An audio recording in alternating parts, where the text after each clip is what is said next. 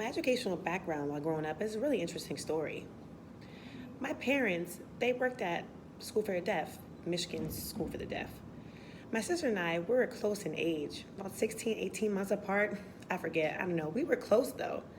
The two of us, my parents were trying to figure out what school would prepare us. You know, we both had hearing loss, and with hearing aids, we could hear some.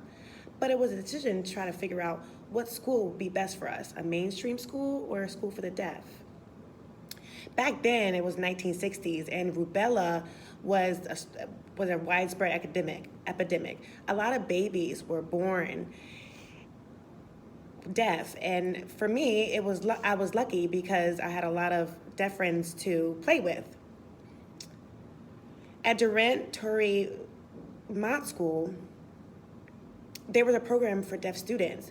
There was a special building connected to the school for all deaf students. There was about 100 of us there.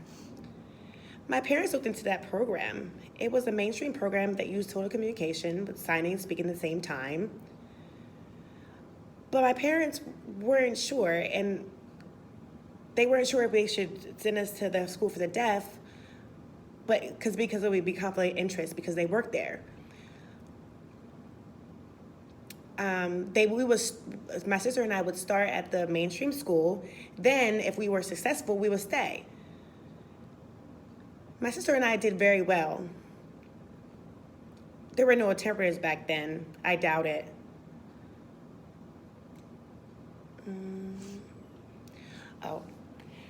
I went to junior high. Back then, it was called junior high. It wasn't called middle school. The name of the school was Zimmerman. It was a smaller school, smaller class with deaf students. I didn't really like it, but I was patient. I was there for 2 years, and I decided to transfer to Flint Open School. The principal that was at Zimmerman decided to transfer to Flint Open School. The deaf program and the mainstream program decided to follow her. Some of the students in my class, we had a little joke that maybe our teacher had an affair with our principal. That's why she followed him as well. But at the Flint Open School, the concept was different. It was open. But that meant that students could pick their own schedule. It was a different philosophy, a different concept. Some of the students, including myself, would go to different classrooms with hearing students. The year that I attended Flint, there was a protest. For 1 month, I didn't go to school. You thought I would be jumping up for joy, but actually, I was kind of bored.